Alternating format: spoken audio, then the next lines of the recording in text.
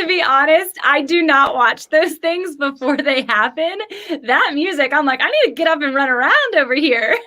I was getting pumped. That was so fun. That Like, was let's have a so party. That was awesome. so good. I'm going to tell her, use that all the time. That song was great. And I hope that we didn't pull a picture that was from 7 years ago. How long ago No, was that picture that taken? was 2 months ago, I think, a month ago. Yeah, in LA. Oh, amazing. Where were you? In LA. It was It gorgeous. That's was awesome. I am up such a those stairs, those like big stairs in LA. I haven't been to LA, Oh, to be it's honest. like a I'm a like San a like. Diego gal. Hey, I was in San Diego too. There are a few pictures from that too as well. You could have found those, Amazing. Amazing. So I have to go out there and visit. But yeah, I'm more of even though San Diego is huge, I like the beach city little vibe. It's very much like home. Have you visited to Yeah, Virginia Beach? I have not. Oh, you got to come. It's amazing. It's basically the East Coast version of San Diego, except for right now it's like 30 degrees and it's freezing, which is no fun at all. That's not the benefit. But I'm a travel junkie. I actually just got back from Mexico last night at 11 o'clock. So I love seeing where people are. And yeah, Wow. everyone's like, you're crazy. I'm like, no, it's fine. This is great. So I haven't even got to introduce what we're doing, what we're at. Obviously, you guys know that this is the Fit and Faith podcast. And I'm Tamra Andress, your host. But today we have Eli on, and he has so many things going on. So I'm excited that I am not the only one who does all the things. ELIvation, is that how you say it? Do you say ELIvation for your Elevation, company? like elevate, Elevation, but with the elevation. name. It's so good. It's so clever, so witty. And the Dude Therapist podcast that launched during COVID. So we're going to talk all about that. But let you, because they hear me talk all the time, give your own promo, your own bio. Tell us who you are, and maybe we'll have some connection points. I know we already do. That will get us in the conversation. So my name's Ellie or Eli, depending on who you are and where you're from. And I'm a therapist out in New York, married for a little over 5 years, have a beautiful 1.5-year-old, and started ELIvation a little bit ago to bring more awareness and understanding of digestible mental health and what it means to be human on this earth and all the ups and downs of that. And it's been a journey. It's been a really fun journey with that. That's so amazing. Do you personally say your name is Ellie? I call myself Ellie. Some of my coworkers and clients call me Eli. Some of my friends. Really? And you It don't all correct depends. anyone? I Okay, so do, but I also understand my name is not yeah. Ellie. I have a Hebrew. I'm an Orthodox Jew, so I have a Hebrew name that's Okay. longer than Ellie, and Ellie's my nickname, but Eli in like American word is Eli. Eli. So you know I have a what? nephew named Eli. You're like, whatever. Call me If you whatever call you me want. something, it's better than nothing. So at least as long as you like get my I name, it love doesn't matter that. to me. It's all good. I love that. My name Tamra gets misconstrued all the time for Probably Tamara, Tamara. Yeah. all the things. And so I've gotten used to it too. I just kind of smile, especially when somebody's on the show and they say, "Oh, Yeah, Tamara," it's and I'm like, all good. it is what it There's is. no reason to cause trouble. It is, So at least you're good. calling my name.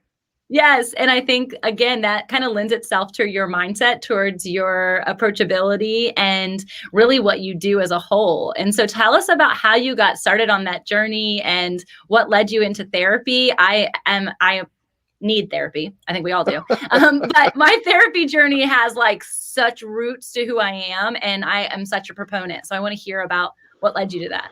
Yeah, of course. So I grew up in a family and a household that was very big proponents on mental health. I struggled with ADHD growing up and still have my symptoms here and there, which is why I do so many things because my brain is scattered of doing this, that, and the other thing, which is fine.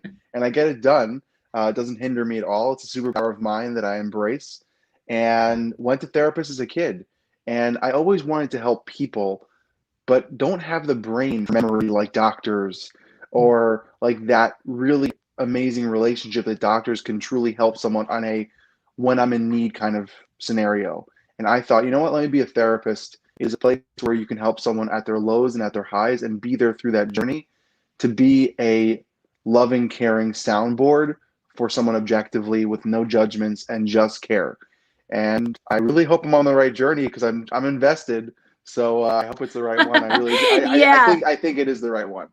That's incredible. It's definitely a time and financial investment, I know both, but also an emotional one because my thing, I have my ordination license. And so like being alongside Good people in for a you. pastoral role it's heavy. People lay a lot on you. And I have found that I take it with me. And it's something I'm still learning not to do. I'll sleep and lose sleep and dream or have nightmares or any of the above when somebody shares things with me. So like, how do you lay that to the side when somebody shares heavy things with you? So I can't say that I'm perfect by any Yeah. means, but the thing is that some things bother me more than I remember my first day. I used to work on a psych unit, and my Yeah. first day, someone told, like, I did an interview with someone to, like, an onboarding onto the unit, Yep. talking to them and discussing what's going on. How can we help you as a unit? And they told me about their suicide attempts. And Mm-hmm. I had to work so hard not to for my jaw to hit the floor. And my Mm. coworkers were calm and collected. And I looked at them and I said, afterwards, how'd you do that? They said, well, you get used to it. And I found that Wow. so sad. And I Yeah. don't think I ever have gotten used to it. And I hope I never do, because it's something that is a human thing, that you're dealing with human emotions and human reality. So sometimes it really does bug me. It hurts me. Yeah. It bothers me. It Yeah. gets to me. And I have my self-care tips and tools and things that I do to kind of decompress or separate work from life, whether it's Smart. listening to a certain soundtrack that kind of I know is my pull out of, like, the Inception thing where you, like, Yeah. make sure you're in reality. Um, and I also, it does get to me sometimes, depending on the Yeah. person and who it is. And as now become a father, whenever there's children involved, I can't. It Yes. messes Oh with my me. gosh. That's literally what my mind was about to say next because I think about my kids and like how do I parent better? Like it puts added value, added weight and added grace, I think, to like our parenting because so often, and I found through my own therapy, the root component of how and why things are occurring often goes back to our childhood. And it's not to say that it's always parent-child Yeah. issues, but it feels like there's always something there. And I'm like, oh Jesus, like help me out in Yeah. every scenario. And I also think that I would just promote that I found, like I said before, I'm Jewish. I found faith to be something for me. I know your podcast is Fit and Faith, but faith for me, whether it's prayer, whether it's official prayer or not, whether it's spirituality, however you find that, for me has been a resource of meditation, reflection, introspection, to be able to have that moment where I disconnect from whatever's happening in the world and connect to a higher power, a greater being, or something for myself that I can kind of let out So and good. cry, smile, thank, praise, whatever the word you want to use at that moment that you're feeling, is something that I have found a lot of comfort in. For me So personally, good. I can't speak for Yeah. everyone, but I know Yeah. for me that has been a comfort for me, where I know day in, day out, I pray daily in the morning, and I have my meditation, and Yeah. I say psalms and all those kind of things that I do Yeah. daily to kind of remind myself of centering where my goal is and what my head is and where it should be coming into the day. And So it's good. like a morning charge or whatever those things people Yeah, talk yeah, about, yeah, of those, course. right, Yep, a whatever those things are. ritual, routine, yeah, all Yeah. of that. It's critical, and I've found, obviously, there's so much research on, like, highly successful people or people who are busy or people who are intentional, as I like to say it, versus busy, or even ADHD. My husband isn't a diagnosed ADHD, but our son has walked through whether or not he is or not, and we just have Hmm. chosen not to get him tested, but It's all good. my husband knows like he's ADHD, but he Yeah. is so successful and he does so many things, but he has things that he has to do to center himself, to stay focused, to get realigned. And I think honestly, we all do. And whether it's a success that you're driven, like success for everyone is different, right? But Hmm. just to be able to live freely, to live wholly, I think that there's a holy W, holy H, holy. I just made myself laugh. I'm so funny. Is realizing that truly is a component of who we are. And so I want to go back to when you introed yourself and you were talking about like your desire for humanity, your perspective on humanity and sharing that with people. So how does ELIvation do that? Your company do that? How does your podcast do that? And obviously we know professionally in therapy, you're doing that often, but how do those two things work together? So definitely what ELIvation is about is it's not classic therapy. It's not like you're sitting in my office. It's more of a coaching mixture. And I think this is just my opinion as a therapist, as modern therapists, as me as a modern therapist, I kind of have that crisscross of my mindset of coaching and therapy, whether it's growth mindset or steps to where you need to go and the A and B and organizing and all those kind of things that make life coaches do what they do and do such a great job. And also Yeah. the background of a mental health professional with training and certifications and studying and research and all those things that make me the therapy side of who I am. Mhm. And ELIvation is that if you're not ready for therapy or you're looking for something, whether it's talking at a school or mental health advocacy, mental health awareness conversations and talks, whether it's doing relationship coaching. I have clients of mine that I do relationship coaching that don't want or feel the need to go to a therapist's office. And actually, I've pushed them to go to therapy if I feel, and it doesn't have to be with me, because Yeah. I truly believe that anyone, if they can find wellness, that's the goal. Someone's Yeah. wellness is more important than my ego. So if I can find them someone that's going to help them, that matters more to me than the money that's in my pocket. Or Yeah. if I keep them on and the numbers that I promote for myself that I've worked with, doesn't matter. Yeah. And Yeah, then absolutely. the podcast is kind of more of, I'm not a great writer, I'm a better speaker. So it's more of my thought process or different topics, whether it's mental health, fatherhood. My wife and I went through infertility. So that thing with parenting and infertility, I talk about and have guests on my show of different walks of life and the wholeness of wellness, basically, and what that Awesome. means, whether it's a therapist, a life coach, someone who has sobriety for 20 years and wants to talk about it, all those little things and nooks and crannies you can find to help people with whatever they're going through.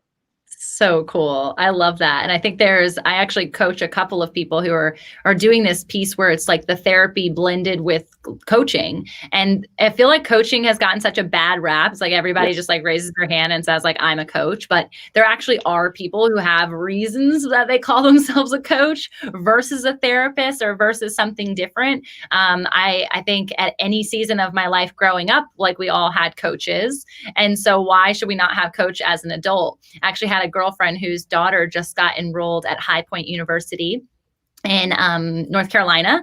And Mm-hmm. they actually are given upon enrollment, upon acceptance, a life coach 6 months prior to enrollment that walks alongside them for the duration of their enrollment at the university. And I was That like, sounds awesome. what?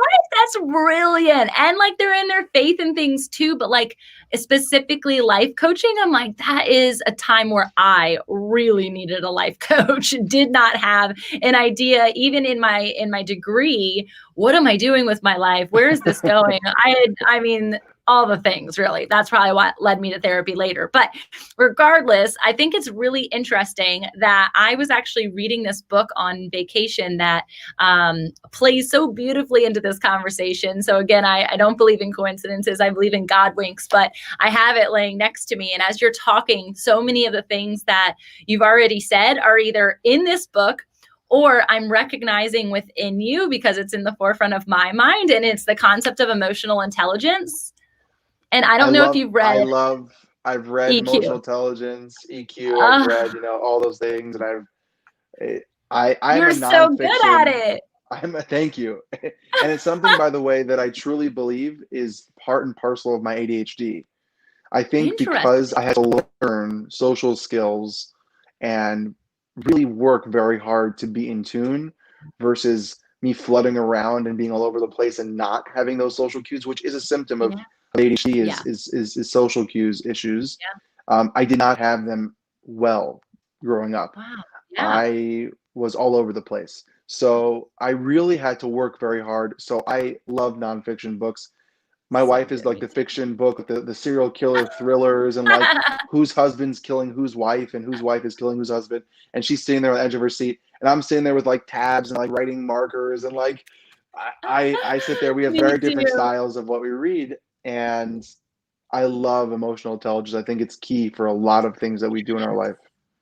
And just to give listeners like an understanding of what this is, because I've heard emotional intelligence or EQ thrown out all the time, and not really understanding fully what it is. This book specifically is talking about like the EQ, let's put it in the frame, EQ3, which is going around the understanding and the awareness of self, the understanding and awareness in relationships, and then that of the environment, and how all three are constantly working together. And therefore, there's a lot of inputs, but there's also a lot of outputs from us. And so for us to realize how the brain actually works with our limbic system versus fight or flight, and all these buzzwords, right? Like these buzzwords that have been given to me even through therapy for so long. And I really didn't know how they work, one on a like cellular level for my brain, but then also just on a relational and environmental level, because emotional intelligence to me was awareness of self. And yet we never are. I will tell you, I've been gone for 6 days and I was not by myself, even to go to the bathroom or take a shower because of my 6-year-old daughter for 6 whole days. Okay. So there's never a moment where self in and of itself is actually happening. You're constantly thinking about other people. So just really interesting. And I'm not even finished with the book, so I'm excited to keep marking away, tabbing away. But I feel like because of what you do, and also because of your self-awareness from childhood and even now, it's definitely something that was something worth mentioning. Thank you. It's just funny how if Post-its listening, I literally use Post-it notes, like little flags. All my books, I've read a book when there was just like a rainbow of flags. Love it. And it's something that is also part of that ADHD mindset of, I know I won't remember this line, but I know what's going to be in this book. And I know what this book is about because of the cover and I read it. So I know that if I need like a reference or resource, I just go through the flags and I go, oh, there's a line. And for me, it's always constant learning from everything in life, wherever it is, whoever it's from, which is why I love doing podcasts and lives with people that I admire, like yourself, people who are doing amazing work in the world, because we can learn from everyone.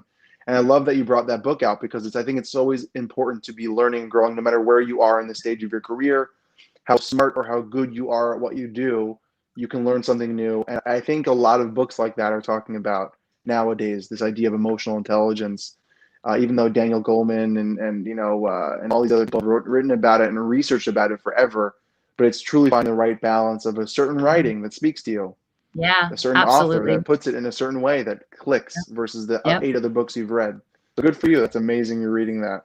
Yeah, it's really good. And this specific one is talking about like in the business setting and how we can apply it to ourselves as, coaches or in an entity of co-working or any of what that means to you.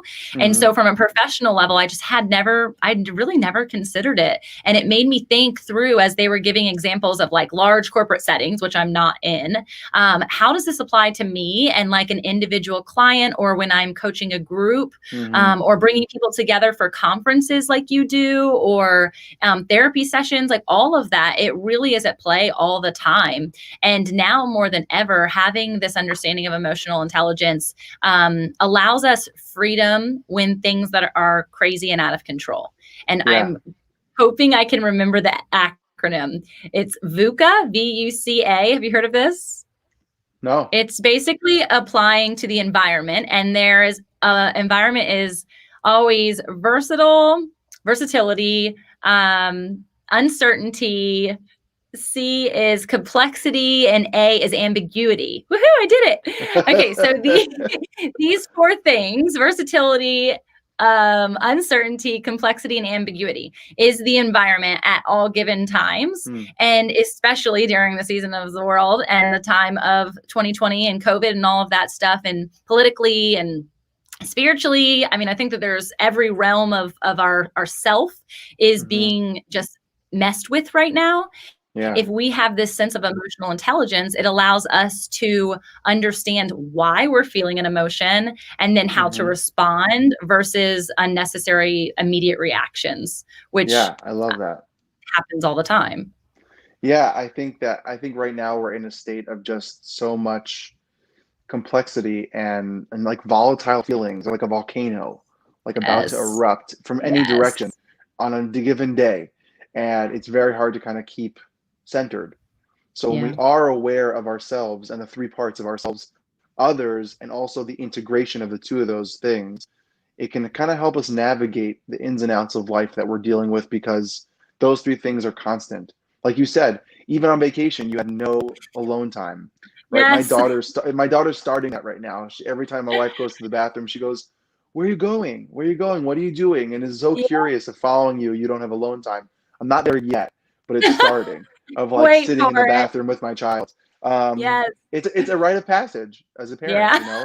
That's It's a so rite of true. passage. So you appreciate that alone time when you don't have your Yes. child around. Um, I but could yeah, not it's wait to a get in the car this morning. I was like, oh, I'm going to be by it's myself. true. You know, I miss that. You know, I was saying before that my separation that I think of work to home, I used to Yeah. listen to a classical music playlist. That was Yeah. my kind of brain Mm. reminding myself, okay, work's done, home life. I don't have that now because I literally Yeah. go out the door of this room and I'm back into home. You know, so it's Yeah. like this confusing time right now for our brains and our Yeah. minds and I love that you said spiritually also. It's very interesting. It's very hard. Yeah, there's so many questions circling. And so like with clients and stuff that you've been seeing and working with, what have you noticed is like a common trend or thread or thing that you constantly keep hearing people say? I think it's a few things. I think the first thing is uncertainty, right? When we're talking about the future, the idea is so foreign right now because I don't know about you, but in 2019, I'm like 2020 is going to be the year. I goal set. I was ready. I'm going to do this, that, and the other thing. And then on January happens, and you're primed and you're going. February happened, then March, everything hit the fan, and you're like, oh my gosh, it's almost been a year now. We're in Yeah. December. When did Yeah. that happen? So that idea of Yeah. uncertainty and this idea of radical acceptance of Ooh, dealing with what we have, right? Accepting the reality of the world. You don't have to like it. You don't have to enjoy it, but this is the reality. You need to deal with it. And how that's we deal rude. with that is really the conversation that we've been doing a lot of the work with a lot of my clients. Change of expectations, right? The idea of perceptions and expectations of the reality can really mess with your head. So if you expect to go to work and not have to deal with X, Y, and Z because you're not home, well, that's not the case anymore. You're a parent, you're a husband, a wife, a partner, you're a caregiver, and you're doing your job, and you're taking care of your home all together all at once. So the idea of your role right now and the expectations of the roles, that's been a conversation with a lot of people as well. And the third Yeah. thing is just general anxiety of like, what's going on? And the sense of ridiculousness that's happening for ourselves in our hearts and our minds and our bodies, and how to kind of come to terms with that. It's interesting because it's, we know that we are an evolutionary being, right? Like we're not the same today as we were 10 years ago, as we were 20 years ago, all the Mm-hmm. things. And I think, technology has a huge piece at play right now that we really don't even know what the trajectory of that looks like. But trying to understand this season and how that's going to affect us moving forward or affect our children Mm-hmm. is going to be really interesting because I feel like that fight mode, right, is going to actually be more common than what it already is Yeah. at any given moment because we're afraid of the fear of the unknown and Yeah. also the tumultuous situation that we're finding ourselves in. So, I like have from an I have no anxiety, yeah, idea what's going to happen with my child, who's a yeah, year and a half old. yep. I don't know if this is going to be impeding on her social skills in the future. I don't know if we will ever know that. Yeah. Is she watching too much TV? Is she, all the we have to live. If we nitpick at all the things, we have to just deal with what we're dealing with right now to the best that we can do. And everything else is out of our hands. Yeah, Everything that's else is so kind of out of our control because it's so hard. We try so hard as human beings to control yes. our outcomes, to control our careers, our spouses, our partners, our situations, our lives, our money, our everything, to make sure that it fits and does well. That's not the case right now. And we have to kind of give Yeah. up a little bit to be able to Mhm. be okay. And that's a hard Mhm. balance sometimes, for myself included, for a lot of Yeah. people, to give in to that reality that I don't have control right now. And that's just the Agreed. truth. I feel that. I feel that so much. It's so hard. My home is in the middle of a renovation right now. The whole downstairs is being renovated. And I love that my husband told me that it was like a kitchen remodel. But then when he told me all the walls were coming down, I was like, how does that work? So I come back from like sand bottom floors, right? I'm walking barefoot and dirty through the streets and like don't have shoes on and I don't care at all. But I walk into my house and there is sawdust and just nastiness everywhere all the way up my stairs. And I'm like so overwhelmed, so anxious, so out of control because I know if I sweep it, it's a wasted energy because it's just going to come right back a minute later. Yeah. And so trying in that know-how and also in the safe space of what's, I imagine, the expectations of my home, like releasing control is so hard. It's a really difficult thing. We need it. We've started from as a child. As a child, we've ran on schedule, on rituals, and not in an unhealthy way. Yeah. We wake up at a certain time, we go to the babysitter, we go to school, we do this and that, we come home, we watch TV for a little, whatever our rules are, we do homework, and we eat and go to bed and do it again and again. And then that has been thrown off. Yeah, it's so true. It's really navigating. Exactly. Yeah. Because you said, like you said, at the beginning of the year, you had all these goals, and now the expectations of those goals have completely changed, shifted, maybe completely halted because it's not possible. And I've tried really hard this year to not be oblivious by any means and not be, what's the word I'm looking for? Negligent, I guess, but also to keep going. And I've had many people being like, why is this not phasing you? Like, why are you still so joyful? Why are you still traveling? And I'm like, it's just, I'm choosing to operate this way. And I have the other alternative to just freeze up and stop and not allow my kids to go places, not wear a mask, don't wear a mask, all the conversations. And it's been one of the best years that we've had as a family. I love that you said that, because I think it's really important for a lot of people to understand. I've also had this conversation a lot with people.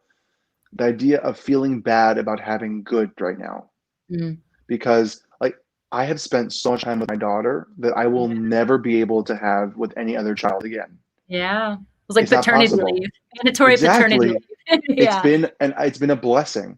I saw her walk. I saw her talk more than ever. I'm around. She knows who I am. We bonded. We have jokes. I also get to spend a lot of time with my wife, which I did not get before. And, there is a hardship in that because we miss missing each other a little bit. Yeah, going away and going like, oh, I haven't seen you in 8 hours. Oh, I miss you, kiss, kiss, oh, hooray, but we miss that. But still, I get to see my wife every day. And I'm healthy. Thank God. I'm healthy and I'm good.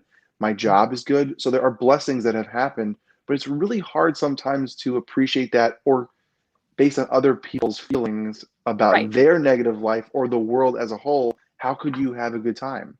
There's a pandemic going on. Those two things are not the same. Yeah.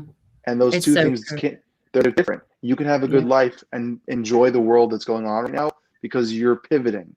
I love the word pivoting, because pivoting means you're moving, but it doesn't mean you're fully away. You're just adjusting a little bit and you're ready to come back. Like in basketball, you move your body a little bit and you come back to the main point. So right now, 2020 is a pivot. It's a movement from what you might have expected, and we're going to come back to hopefully whatever reality might be going in the future. And we can't not enjoy our life. We can't stop our lives. We have to live our lives in the confines of health and wellness into the best of our abilities in 2020. Yeah. So speaking to the contrary, where I have lost friends and community members, and I know like suicide rates and everything are so increased at this point. How can you speak to the people who are frozen, who can't pivot, who do feel that sense of urgency for change now, but we're not getting it? I think the reality is that that's okay. Yeah. It's okay to feel the suck of the pandemic, because it's terrible, right? I've lost family members. I have friends of mine who's lost family members. I know people who have died and lost their jobs and their reality of what they need for mental stability. And it's okay to be stuck. It's okay to be stuck, but the key is to be kind to yourself. The key is to love yourself and be okay with that, because you had no control over this. You didn't do this on purpose. This didn't happen for a purpose to hurt you. It is not to be malicious. It is a pandemic that we have no control over. And it means feeling the feelings and appreciating that those feelings are real and doing the best you can with what you have day in, day out, and not trying to push yourself to what you might think you need to be doing or what you want to be doing, but actually do what you need to be doing and to see where that takes you. That's really good. And I think in that, and a part of the EQ conversation we were having before, is realizing that everybody's going to do that differently. And having, grace and the understanding of humanity to not judge, to not get angry with, to not, put up arms towards other people who are doing it differently. And last night I got like one of my first trolls, if you will. I've heard them been called. I've never called somebody that, but last night I actually was like, that's what that feels like, when I posted a reel on Instagram of me and my daughter, and we were in a golf cart with photographers, and her and I didn't have our mask on, and they were men from Cancun, Mexican men, who were wearing their mask. And I was called negligent, privileged white person, a racist, and what was the other word? All in one thread. And I was like, oh, okay, this is intense. I didn't know that people had this much hatred. Meanwhile, I've never heard of these people. They've never commented on any other thing I've ever done. And then they attacked my spirituality and my religious preference. And I ended up blocking after responding kindly, and they kept going, just blocking and deleting. And they came back on another account and were like, oh, we already screenshotted it. Nice try. Like, we're still watching you. And I'm like, oh my gosh. And so I had a choice in that. And I'm so grateful that I read that book the last couple hours prior to on the plane, because it was, again, a control issue. I could have controlled the fact that I don't like when people don't like me. So my people-pleasing self could have risen up, and I would have not slept all night, which is typical. This is a normal situation. But instead I was like, okay, what's happening that is allowing somebody else, a hurt person, to try and hurt somebody, and they're, a variable perspective on me. I am not racist. I'm so far from. I was actually being kind. I had already asked the people. The photographers told us not to wear our mask. We were outside on a golf cart, and like all these things are going through my brain. But it's the realization that as people choose, their pivot is going to look different. They're not wearing the same shoe as you. Okay. And we can't judge something that we don't know. And it's unfair for us as human beings to try and expect from other people what we expect from ourselves when we can't even live up to our own expectations. Wow. I love, first of all, I'm sorry that happened to you. I guess it's a hard balance to have, right? Because you were living your life in a safe way that you felt was safe for you. And someone took what they felt was reality and what they felt was their safety and projected it and made you feel like the bad person. I have a friend of mine who lives in Vegas, and during the height of the pandemic, their rules in Nevada were different because it wasn't as rampant in New York. And I remember seeing a picture that she was in a restaurant. Yeah. And the rules of the time was that 50% capacity was allowed in the restaurant. Right. And in New York, that was not. And my first thought was, what is she doing? Yeah. Does she know we're in a pandemic? Yeah. So I took that was my first reaction, and that's okay. Automatic thoughts happen. And then I took a deep breath and I thought to myself, 1 second, she's a smart girl. She's living her life. Let me ask her what's going on. Yeah. Let me be respectful and talk to her privately, not publicly on forum where everyone else can see. Yeah. I said, yeah, this restaurant, the Nevada rules are 50% capacity, and I've been getting so much hate for this picture. Thank you so much for not hating me for this. And I said, I did originally, but I didn't know. Yeah. And now I understand. Thank you for understanding. Whether it's with your prayer services, like whether it's with jobs, whether it's with the way you post. I got flack for posting too many pictures of my child. Of course. Because it's inappropriate for my child to be up front and center in my life. As a therapist, I shouldn't be talking about it. And it shook me, but I realized, you know what? This person has a more conservative view, and that's okay. And they were just giving me feedback as a colleague of mine, and they wanted to let me know. I didn't like it. Yeah. But when someone then crosses a boundary and say, you are X, Y, and Z, negative, terrible words, Yeah. and they don't even know you. And Yeah. it's not like you did anything outright. That's where things in this generation. I was reading a book and I was listening to a podcast by Jonathan Haidt, Hmm. Heidt, Okay. and the book is called The Righteous Mind, and it's why good people separate on such issues like politics, religion, and beliefs. And he was Mm. on the podcast of Dax Shepard's podcast, Armchair Expert, and he was talking about this idea of the calling out generation. How we're Mm. all about calling people out who we might not agree with, just to like burn them at the stake, so to speak, Yeah. and diminish them and make them feel belittled. That hurts people. Yeah. And I think it's about a healthy balance of understanding where your life is and where someone else's life is, and that you can live yours and I can live mine, as long as we're respecting and loving each other for who we are. Yeah. That's all we can do for Yeah. differences. There needs to be dignity in differences. That I respect Mm. you for, I'm an Orthodox Jew, you're not. Yeah. Big deal. Are you a good Yeah. person? Wonderful. Do you have your beliefs? Amazing. Do I have mine? Great. Can we learn from each Yeah. other? Of course. Beautiful. There you go. End of story. Why does there have to be so much hate? So good. So Simple. good. I love Simple. that. It is. It's so true. It's Speaking not. of It's not that, simple, but well, it's it not should simple be. because It should you've be. made it right. I was going to say it is simple because if you trace it all back to the beginning, there is a simplicity factor that we neglect all the time, And we need and each other. especially when it comes to those big conversations and these big topics. Yeah. I did want to ask you specifically about being an Orthodox Jew and what that means versus regular Judaism, because I have a family, not a whole family member. I've got an entire branch of our family who are all practicing Jews, and I love them. We talk all the time about Old Testament beliefs, and I've been to bat mitzvahs and all the things, and there's culture there that I just think is incredibly beautiful and forgotten in Christianity and needs to be like reestablished. And so I'd be curious what that looks like for you. That's a great question and a long conversation about whoever created those terminologies of Orthodox, Reform, and Conservative Jews. But Yeah. I am a Jewish male. I Yeah. practice Judaism. I go to synagogue on Sabbath. I keep kosher. I do all those things that for some reason puts me in a box of Orthodox Judaism.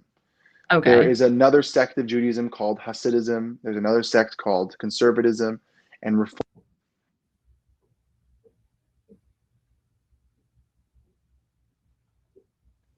That in the end truly don't mean that much.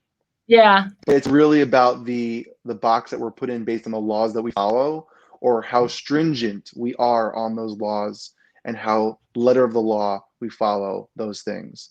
Okay. I'm not a rabbi, so it's a really bigger question than that. But in the end, if you're Jewish, you're Jewish. Great. Yeah, it's like a denomination, essentially. Exactly. It's like with Christianity, there are different sects of Christianity. Sure. It's very similar in that kind of mentality of taking a little bit of here and doing something from there and having a different thing, practice and ritual there, which then creates the different term and different box that you're put in. So how do you feel from your, evolution in your own personal growing? How does your faith go into what you do on a consistent basis beyond your morning rituals? So it's kind of hard because, as a therapist, I'm supposed to be objective. Yeah. Right? I have clients who are Christian, Muslim, Jewish, Jehovah's Witness, atheist, agnostic, all walks of life coming to see me, of all backgrounds, all races, creeds, and religions, which makes my job wonderful. And I love that. And as a therapist, I do not bring my personal beliefs into that office, which is where the separation of therapist and coach is. It doesn't mean that I don't have my beliefs. It doesn't mean that it doesn't make me who I am as a whole person, because I am a person with all those things that make me me. Yeah. But if someone is saying something that might be against my religion, or even a Jewish person who's saying something, it is not my job to be judge and jury, to be anything religious at that point, or my job is to be there for them fully, for them, where they're at, what they're dealing with, nothing to do. Ask me a question like you did. Hey, what does it mean to be Orthodox Jew? Let's have a conversation. Beautiful. You brought it up, not me. So that's really where the difference is. And also, it does shape my beliefs of trying to be the good person in the presence of God, and to emulate what God would want and how that means to be a good person. And yes, that looks different depending on what book you read and where you come from, but in the end, it's really treating people with love and respect. So it has shaped me to fully embrace that to the best of my ability day in, day out, and to give people the love and respect that I hope I have for them. I love that so much. It's so valuable. And I think there's probably moments where it can be difficult too. It's similar to letting go of certain things. And it's a learning process for all of us. Yes. But I want to know, like, give me some trajectory. Where is ELIvation going? Where is your podcast going? Where do you see yourself in a couple of years, and how are you getting there today? Like, what's that little move of the needle? I have a lot of dreams. I'm a big dreamer, and I would like to write a few books in the future. Hopefully, it'll be in your next to you next time we talk. And stuff of that nature, and a few book ideas in mind. I would like to have a private practice in the future where I really can take my own clients and weed through what I want to work with and how I want to work with them, and be my own boss. I would love my podcast to be on the top 100 list in the US, so hopefully in the next year or two, and be a public speaker and really bring understanding of what mental health truly means without stigma, and giving people care and to be seen for who they are, devoid of mental health, because it doesn't truly matter. In the end, it makes them who they are. And I think that it is just one extra piece to someone, and it is a struggle, and it is real, and I'm not diminishing that whatsoever, but to make them more human and less diagnostic and less sterile, but more real as a person, we'll see where that takes me. That's really neat. And I think the stigma piece is something that interests me specifically, because now, because people are more open and they're calling themselves out, right? I am this, I deal with anxiety, or I deal with depression, or I have in the past. It's immediately like a stigma of that person is like this. That person has gone through this. That person has thought about or attempted suicide. So they are like this, which is just not true, I don't believe at all, in the stigma perspective, but also like season to season. I mean, the person that I am today is so drastically different than the person that I was 5 years ago, 100%. which is massively different than the person I was 2 decades ago.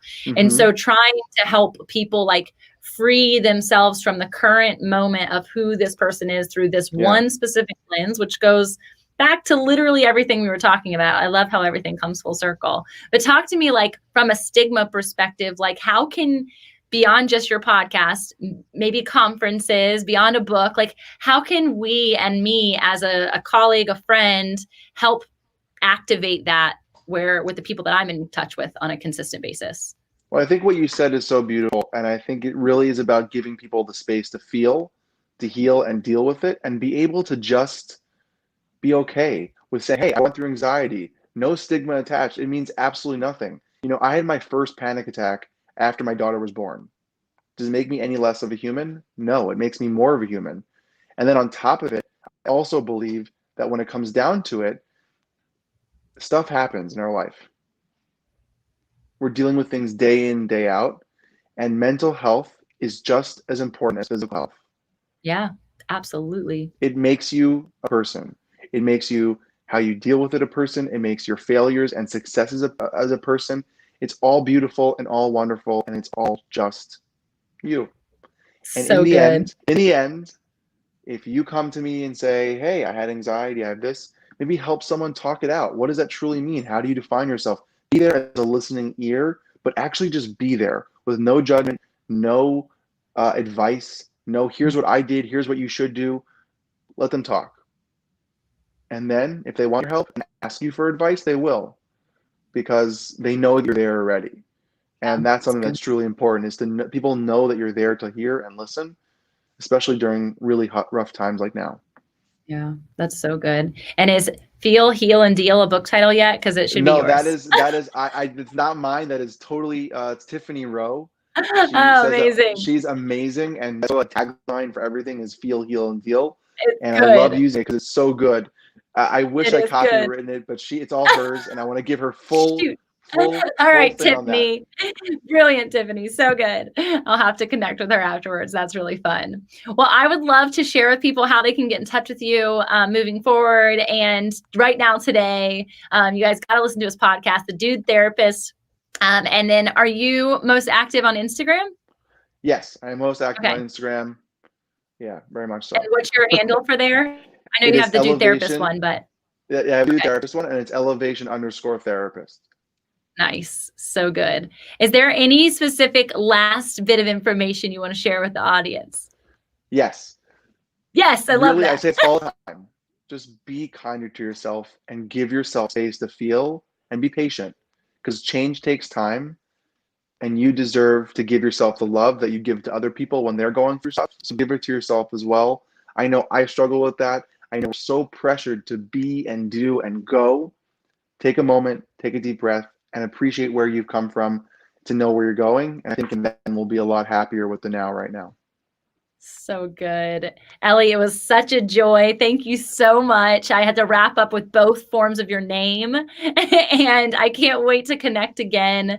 All the blessings to you and your family. And And I'm you going to too as go to well. your Instagram to find what your baby girl looks like because I'm sure she's beautiful. All So my thanks for wife. sharing It's all her. my wife. It's all her. That's amazing. All right. Have an awesome day. See you Thanks so guys. much.